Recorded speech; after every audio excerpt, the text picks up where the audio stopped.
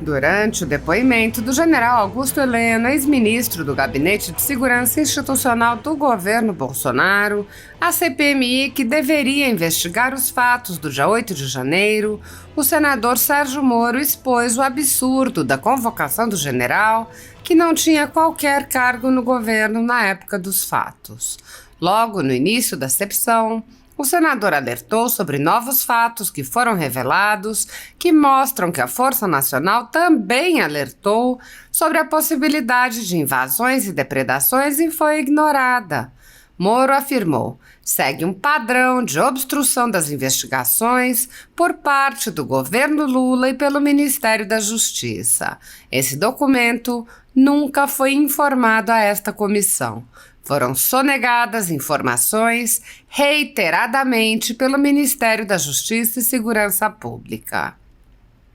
Ao iniciar os questionamentos ao general, Moro repudiou as condutas dos parlamentares lulistas que agrediram e achacaram o general Heleno, tratando de fatos ocorridos há décadas e ignorando os fatos do dia 8 de janeiro. Moro apontou que os ataques refletem um sentimento deste governo Lula, que é de desacreditar as Forças Armadas. Nas perguntas ao general, Moro lembrou que durante o governo Bolsonaro, quando ambos eram ministros, a Força Nacional foi utilizada para impedir invasões e depredações, o que ocorreu de forma efetiva. General Heleno comentou: não tem lógica existir uma Força Nacional e não ser utilizada nesses momentos onde ela é talvez a instituição mais capaz de rapidamente resolver o problema. Moro então explicou: há uma narrativa que é colocada para esta comissão de que a Força Nacional de Segurança Pública não poderia ter atuado em 8 de janeiro se não tivesse sido solicitada a atuação pelo governador do Distrito Federal. Moro lembrou que quando a Força Nacional foi utilizada no governo Bolsonaro, não se aguardou pedido nem autorização do governo do Distrito Federal e o general confirmou: não podíamos aguardar burocracias para que fossem tomadas providências. Elas precisavam ser tomadas pelo bem dos prédios e da própria população. O senador ironizou a convocação de Heleno, perguntando por que ele não acionou o Batalhão da Guarda Presidencial ou a Força Nacional de Segurança Pública no dia 8, ao que o general respondeu que não era mais ministro. Moro disse: é uma pergunta retórica, porque na verdade a quem nós temos que fazer essa pergunta e não nos respondeu foi o general Gonçalves Dias, que adulterou documentos enviados aqui ao Senado Federal, que, sabendo de alertas de inteligência da ABIN de que ia ter invasão do Planalto, do Supremo e do Congresso, não solicitou a atuação do Batalhão da Guarda Presidencial. E aqui, de repente, nós estamos com o general Augusto Heleno e até me chamou a atenção. Essa CPMI não é a CPMI do 8 de janeiro? E aí, minha indagação: qual é a responsabilidade do general Augusto Heleno em cima do dia 8 de janeiro? Não sei, tem investigação correndo? Moro disse: o fato é que não existe nenhuma prova ou evidência ou fato objetivo que relacione o general a esses incidentes de 8 de janeiro. Ao contrário, os ministros do GSI, nomeados pelo Lula, Gonçalves Dias, e o ministro da Justiça e Segurança Pública, Flávio Dino, que poderiam acionar, respectivamente, o Batalhão da Guarda Presidencial e a Força Nacional de Segurança Pública, não agiram. Eles se omitiram, esconderam relatórios de inteligência, fraudaram relatórios de inteligência enviados ao Congresso Nacional. E aí, nós ficamos em uma situação de certa perplexidade, porque chamamos aqui o general, que não foi responsável pela falta de acionamento do Batalhão da Guarda Presidencial dos dias anteriores. O senador ironizou a conduta das autoridades lulistas, comparando a situação a outras emergências. Moro perguntou: Se o senhor vir alguém se afogando, general, o senhor pula na água para salvar ou o senhor espera o governador do Distrito Federal ligar para o senhor? Apoiadores do ex-presidente Jair Bolsonaro e pessoas que apenas têm um discurso diferente do imposto pelo cartel midiático vêm sendo perseguidos, em especial pelo judiciário, além dos inquéritos conduzidos pelo ministro Alexandre de Moraes, do Supremo Tribunal Federal. Também o ex-corregedor do Tribunal Superior Eleitoral, Luiz Felipe Salomão, criou seu próprio inquérito administrativo e ordenou o confisco da renda de sites e canais conservadores, como Bárbara, do canal Te Atualizei, e a Folha Política. Toda a receita de mais de 26 meses do nosso trabalho está bloqueada por ordem do TSE, com aplauso dos ministros Luiz Roberto Barroso, Alexandre de Moraes e Edson Fachin. Sem a possibilidade de receber a renda de seu trabalho, o jornal corre o risco de fechar. Se você apoia o trabalho da Folha Política e pode ajudar, use o QR Code para doar qualquer quantia para a empresa Raposo Fernandes ou use o código ajude@folhapolitica.org. Caso prefira, há a opção de transferência bancária para a conta da empresa Raposo Fernandes, disponível na descrição deste vídeo e no comentário fixado no topo. Há mais de 10 anos, a Folha Política faz a cobertura da política brasileira, mostrando atos, pronunciamentos e eventos dos três poderes, quebrando a espiral do silêncio imposta pelo cartel de mídia que quer o monopólio da informação. pix@folhapolitica.org. Assista.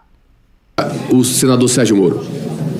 Presidente, um fato novo aqui, divulgado pela Folha de São Paulo, agora pela manhã.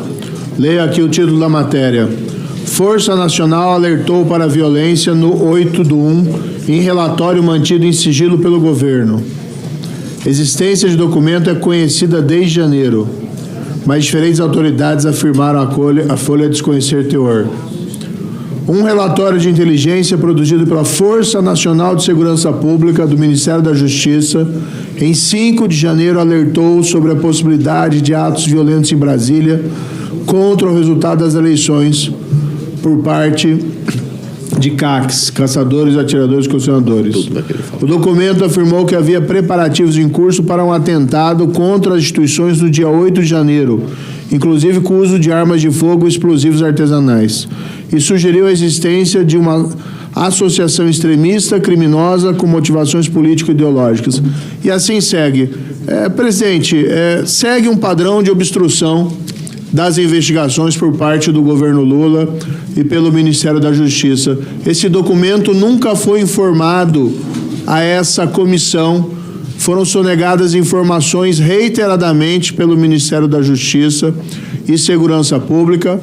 Tudo isso gera ainda mais necessário, e aqui endosso as palavras de Vossa Excelência, para que essa comissão não se acovarde, para que nós não tenhamos medo de ter a verdade, de ouvir aqui o diretor da Força Nacional. E se as explicações são convincentes, porque os 4 pelotões da Força Nacional permaneceram inoperantes, vendo o Congresso ser invadido e o Planalto ser invadido, que nós recebamos essas explicações. Mas agora nós temos fatos adicionais. Sempre foi dito, e foi palavra do Lula, que teria havido um apagão de inteligência. E agora nós temos um relatório de inteligência da própria Força Nacional de Segurança Pública, do Ministério da Justiça, esse mesmo que tem sonegado informações a essa comissão, informando que o Ministério da Justiça sabia não só do risco de violência, mas o risco até de atentados com explosivos. E ainda assim o Ministério da Justiça permaneceu inoperante. Então, tomo a liberdade apenas de ressaltar esse fato novo e pedir aqui aos pares da comissão, acima das questões partidárias, político-partidárias, se essa comissão não se preocupar em apurar o que aconteceu, como é que nós vamos corrigir essas falhas para o futuro? É imprescindível que nós ouçamos os diretores da Força Nacional e o comandante do Batalhão de Pronto Emprego da Força Nacional no dia 8 de janeiro, sob pena de nós nos acovardarmos. O senador Randolph estava depois de mim, daí houve a troca. E agora, depois do senador Randolph, é Vossa Excelência. Sim, mas é que a troca, de uma forma automática. O deputado entraria na frente também, daí ficaria estranho. Ó, já perdeu 2 minutos. Eu vou pedir o mesmo tempo que o senador Randolph, que falou os 15. Mas... Terá. Eu registro aqui, primeiro, minha admiração pela folha de serviços do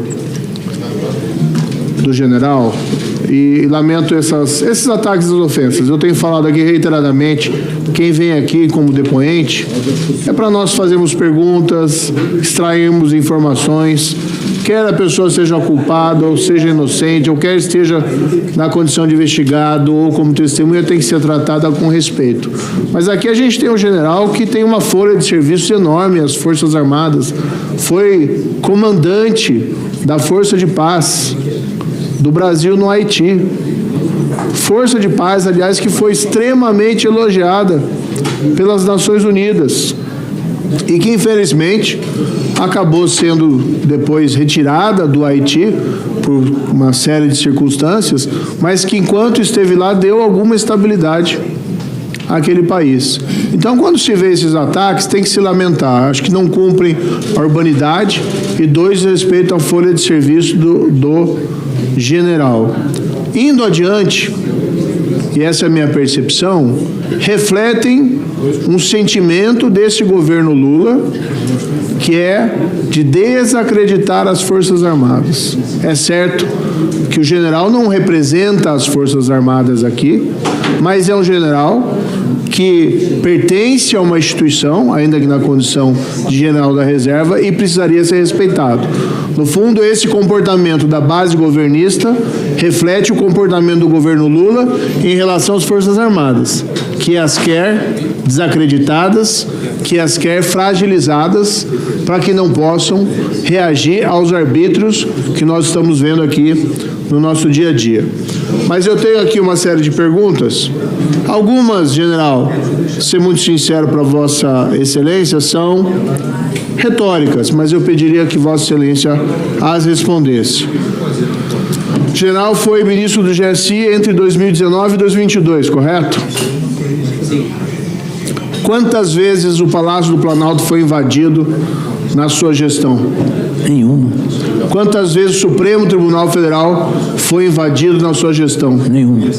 Quantas vezes o Supremo Tribunal Federal foi invadido na sua gestão? Nenhuma. General, durante a sua gestão houve alguns episódios de manifestações em Brasília, na esplanada dos ministérios, e havia um receio de que algumas dessas manifestações poderiam resultar em violência ou em destruição de patrimônio público, como aconteceu anteriormente durante o governo Temer. É correto isso?